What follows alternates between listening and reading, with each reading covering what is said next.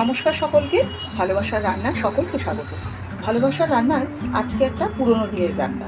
আমরা যারা রোজ রান্না করি বা অনেক দিন ধরে রান্না করছি তারা এগুলো আমরা জানি, কিন্তু তোমরা ছোটরা যারা নতুন রান্না করছো বা অল্প দিন হলো রান্না করছো, তোমরা এই ধরনের রেসিপি নিজেরা হয়তো করোনি, বাড়িতে খেয়েছো, কিন্তু সেই রেসিপিগুলোই যাতে তোমরাও নিজেরা তৈরি করতে পারো সেই জন্য আমি এগুলো দেখাই। আজকে আমি তৈরি করব আগের দিনের অত্যন্ত প্রচলিত এবং সুস্বাদু খাবার বেগুন বাহার। এই বেগুন বাহার করার জন্য আমি সাদা বেগুন নিয়েছি, কালো বেগুনও করতে পারো। ছোট সাইজের বেগুন খুব কচি হয়, এতে খুব ভালো হয় বেগুন বাহারটা। তো এরকম আমি 6টা বেগুন নিয়েছি। এগুলোকে মধ্যিখান দিয়ে কেটে দেবো, এমনভাবে কাটবো যাতে প্রত্যেকটার বোটাটা থাকে। বেগুনগুলো আমি কেটে নিয়েছি, প্রত্যেকটাই 2 টুকরো করে নিয়েছি এবং প্রত্যেকেরই বোটা রেখে কেটেছি। এখানে না এই মাথাটাকেও রেখে দেবে, খুব ভালো করে একটু হাত দিয়ে ধুয়ে দেবে, তাহলে মাথাটাও যদি রেখে দাও তাহলে বেগুনগুলো একদম বোটা থাকবে, ভেঙে যাওয়ার ভয়টা থাকবে না। বেশ খানিকটা জল নিয়েছি আর এই 1 চামচ নুন দিয়ে দিলাম। বেগুনগুলো তো আমি কাটার আগে প্রথমে ধুয়ে নিয়েছি, তারপর আবার এই নুন জলে ভিজিয়ে রাখছি। নুন জলে ভিজিয়ে রাখলে প্রথম কথা কালো হবে না বেগুনটা, আর দ্বিতীয় কথা বেগুনে প্রচুর পরিমাণে কীটনাশক ব্যবহার করা হয়। এই কীটনাশকের হাত থেকে কিছুটা মুক্তি পাওয়া যাবে যদি নুন জলে এইভাবে ভিজিয়ে রাখতে পারো।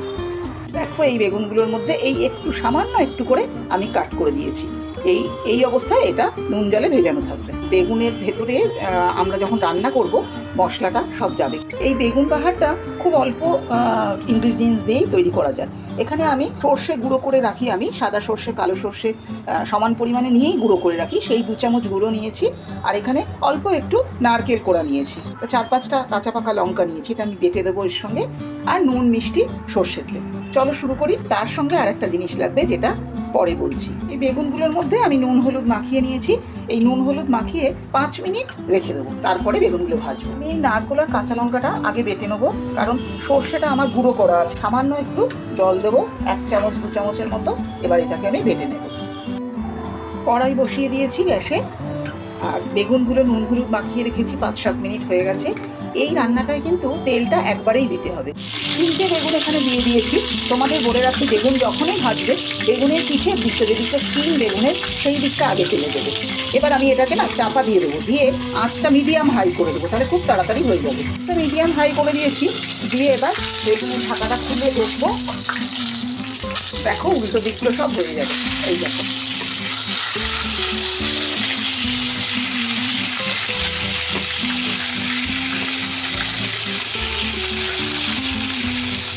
আবার আমি মিডিয়াম হাই করে দেবো, কিন্তু এবারে আর ঢাকবো না। দেখো প্রত্যেকটা বেগুন ভাজা হয়ে গেছে, এবার আমি এগুলো তুলে নেবো। বেগুন ভাজাটা একদম পারফেক্ট, সব ভাজা হয়ে গেছে, তুলে নিয়েছি। এবার এই তেলটা একটু ঠান্ডা করব, ঠান্ডা করে এখান থেকে তেল কিছুটা তুলে নেব। এই চামচটা 2 চামচ তেল দিয়েছিলাম, এখানে বেগুন ভাজার পর যা তেল ছিল তার থেকে এই দেখো হাফ তেল আমি তুলে রেখেছি। এবার এই তেলের মধ্যে গ্যাসটা জ্বালিয়ে দিয়েছি, এই তেলের মধ্যে ছোট চামচের 1 চামচ কালো জিরে দিয়ে দিলাম। কালো জিরেটা মোটামুটি ভাজা হয়ে গেছে, গন্ধ বেরোচ্ছে। এবার আমি নারকেল আর কাঁচা লঙ্কা যে বাটাটা ছিল সেটা দিয়ে দিলাম। এই সিম আছে নারকেল আর কাঁচা লঙ্কা যে বাটাটা দিয়েছি, এটা কিন্তু আমাকে খুব ভালো করে কষিয়ে নিতে হবে। সিম আছে নারকেল আর কাঁচা লঙ্কাটা কষাতে কষাতে আমি সেই মিক্সিতেই ওই সর্ষের গুঁড়োটা একটু জল দিয়ে ঘুরিয়ে নিয়েছি। এবার এইটা নারকেল তো এমনি খুব সুন্দর গন্ধ, এটা খুব বেশিক্ষণ লাগবে না, কিন্তু একটু কষিয়ে নিতে হবে। এবার এর মধ্যে আমি 1 চামচ, ছোট চামচের 1 চামচ ভাজা জিরের গুঁড়ো দেবো। জিরে আমাদের হজমে সাহায্য করে, আর নারকেল যেহেতু একটু হেভি, এটা হজম হতে সময় লাগে, তাই এই ভাজা জিরের গুঁড়োটা দেওয়া হয়। আবার কাঁচা জিরে দিলে সেই জিরে কষানো যাবে না, তাতে স্বাদটা নষ্ট হবে, কিন্তু এই ভাজা জিরের গুঁড়ো দিলে এটা নারকেলের গন্ধকে আরও এনহ্যান্স করে।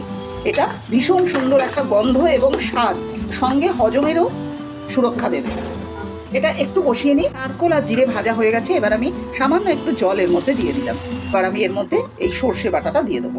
আমি যেভাবে দেখাচ্ছি এইভাবে একদিন করে দেখবেন আপনারা, বা আমার বন্ধুরা করে দেখো, একদম অন্যরকম একটা স্বাদ পাবে। যেরকম খাও তার থেকে একটু আলাদা। সর্ষে বাটার জলটাও দিয়ে দিলাম। নুন হলুদ মাখিয়ে বেগুনটা ভেজেছি, খুব সামান্য একটু দেবো, আবার পরে টেস্ট করে তখন দেবো। চিনি দেবো একটু, এই চিনির গুঁড়োটা ছিল এটাই দিয়ে দিলাম, হাফ চামচেরও কম। এবার এটাকে একটু ভালো করে মিশিয়ে নেব, নিয়ে আর একটু ফুটবে। এখানে আমি এই 1.5 চামচ দই একটু ভালো করে ফেটিয়ে নেব। খুব সামান্য একটু হলুদ দেবো, খুব বুঝেই দেবো হলুদটা, বেশি ঝাল হয়নি। এবং মিষ্টিটাও কম, তাই আমি এই হাফ চামচ মিষ্টিটা দিলাম। আর একটু ঝালের জন্য আমি, যেহেতু আমি শুকনো লঙ্কার গুঁড়ো দেবো না, তাই গোলমরিচি দিলাম। তোমরা মনে করলে কাঁচা লঙ্কা চিড়েও এখানে দিতে পারো। গ্যাসটা কমানোই আছে, এই দইটা দিয়ে দেবো। বাটিটা ধুয়েও জল দিয়ে দিয়েছি। এবার এটা একটু ফোটা অবধি অপেক্ষা করব, তারপরে আমি বেগুনগুলো দিয়ে দেবো। এই ঝোলটা কিন্তু একটু কিছুক্ষণ না ফুটলে বেগুনগুলো দিও না, কারণ এটা ঝোলও হবে না। আর কিন্তু ঢাকনা দেবে না এতে, কারণ বেগুনগুলো ভাজার সময় সেদ্ধ হয়ে গেছে। এবার আমার রান্নাটা মোটামুটি শেষ হয়ে গেছে। আমি টেস্ট করে দেখে নিয়েছি, এর নুন ঝাল মিষ্টি সব ঠিক আছে। এবার আমি এর ওপরে তেল করা এই 1 চামচ হবে কাঁচা লঙ্কার কুচি ছড়িয়ে দেবো। এবার এটাকে গ্যাসটা বন্ধ করে আমি ঢেকে রেখে দেবো। নারকোল আর কাঁচা লঙ্কাটা ছড়িয়ে দেওয়ার সাথে সাথে আরেকটা জিনিস দেবো।